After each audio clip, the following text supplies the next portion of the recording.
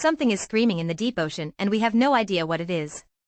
In 1997, underwater microphones detected the loudest biological sound ever recorded, a noise so massive it was heard across 5,000 kilometers of open water.